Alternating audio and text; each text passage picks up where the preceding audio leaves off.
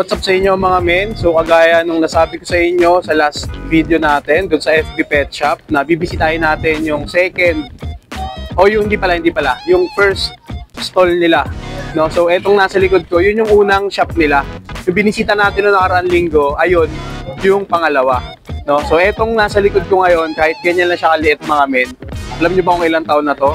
28 years na tong nakatayo dito mga men. So matigas na to dito kahit ganyan siya kaliit mga men. So ayun mga men, samahan nyo ako, bisitahin natin yung unang FB Pet Shop kasi yung nakaraan, pangalawa yun. So kasama natin si Boss Noy.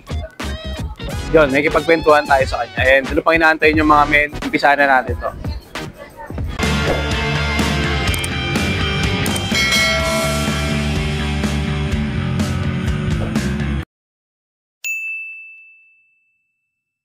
So bago tayo makipagkwentuhan kay Boss Noy kasi meron pa siyang customer.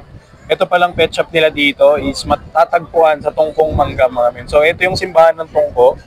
Ayan. Tapos ito naman yung Jollibee dito sa Tungko. So gitna to mga men. So nandito yung simbahan, nandito yung Jollibee. So yung parking dito nakapwesto yung pet shop, FB Pet Shop 1.0. Ayan yan mga men.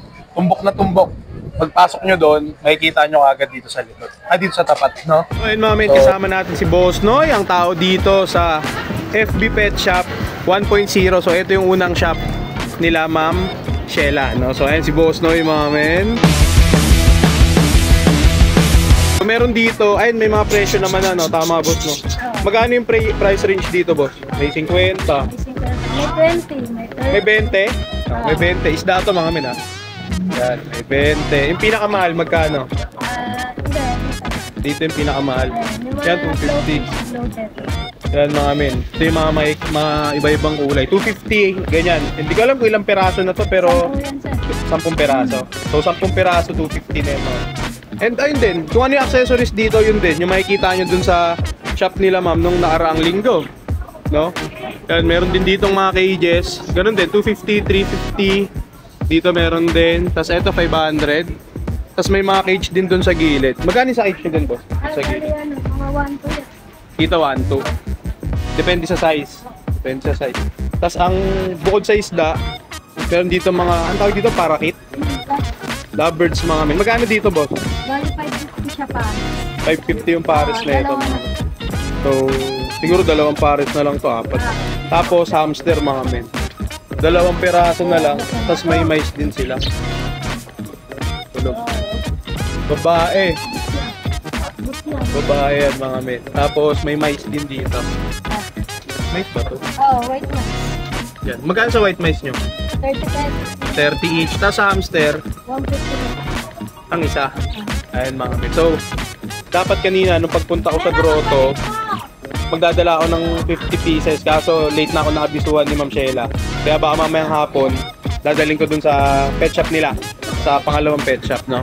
So yung presyo naman mga men, ganito rin. May mga 200, 130, 350 na mga pumps, tsaka filters, accessories, maintenance ng mga isda, and mga vitamins, no? Tsaka aquarium. Ito si Boss Noy mga men. Anong pinakamabenta dito, boss? Na mga ano mo? Mga isda talaga. Mabenta po ito. Tsaka Ito, yung mga- ganito lang ito.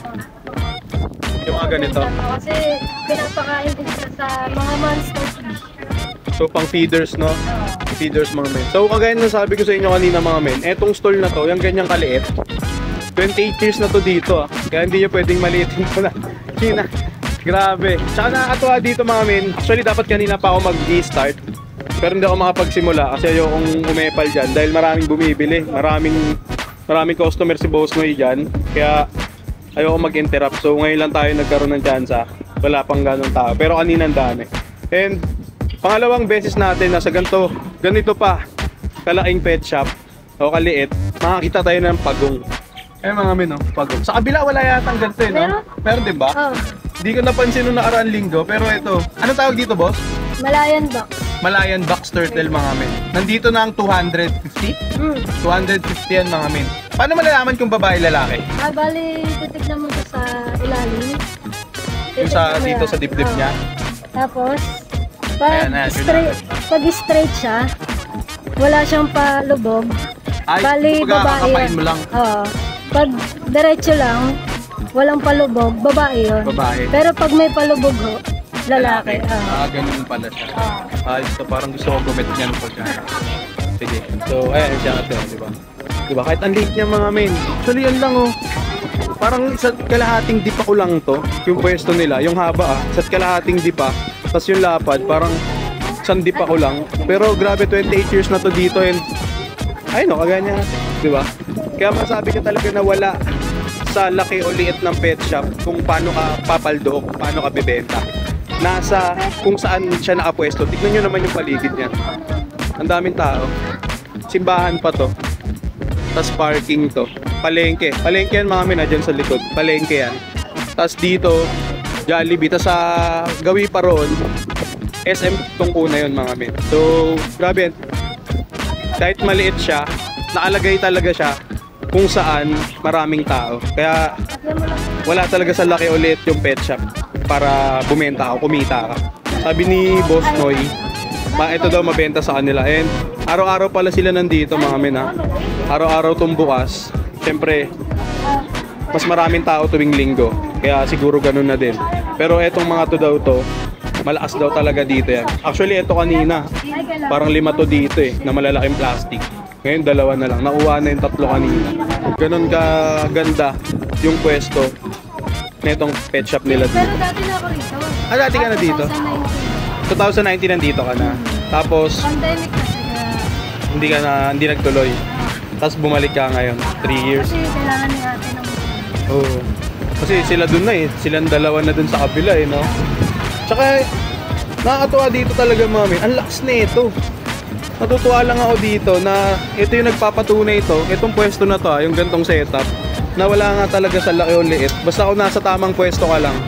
Sa nasa tamang area ka lang. Kahit anong paninda mo. O kahit gaano kalaki yung pwesto mo. Kung wala ka naman sa mataong area. Hindi ka rin bebenta. Ito tama ba kanina? Puno to? Ayan. Kasi kanina nung pagpunta ko ng grotto, nakasalubong ko sila. Parang galing yata sila dito. Doon yun. Yun. Tapos, yun. Doon na kami na pangita sa tapat ng grotto. So ayan mga men, di ba?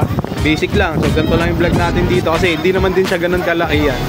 Di ba? Nakakatuwa lang dito na kahit ganito yung size niya, yung area nila, maliit lang. Pero mabenta mga men, nakakatuwa. So yun mga men, kung sakaling mabisita kayo dito sa Tungko, sa gitna ng Jollibee at sa simbahan mga men. Ayan, si Boss Noy yung sasalubong sa inyo. Mamili na lang kayo kung anong mga trip nyo rito. Kung kailangan nyo ng pang-aquarium o kailangan nyo ng pang-feeders. No? Yung mga ganito, mga pang-feeders yan sa mga monster fish nya.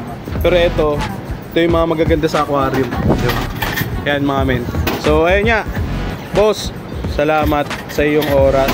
Maraming salamat kay Boss Noy and kay Ma'am Sheila na mapapunta ako dito para ito nga, may pakita sa inyo. Diba? Nakakatuwa lang talaga na maliit lang siya. Oo, abinado, maliit lang siya pero diba? Kamusta benta? Ayos naman. Ayos naman, diba? Diba? Maganda, diba?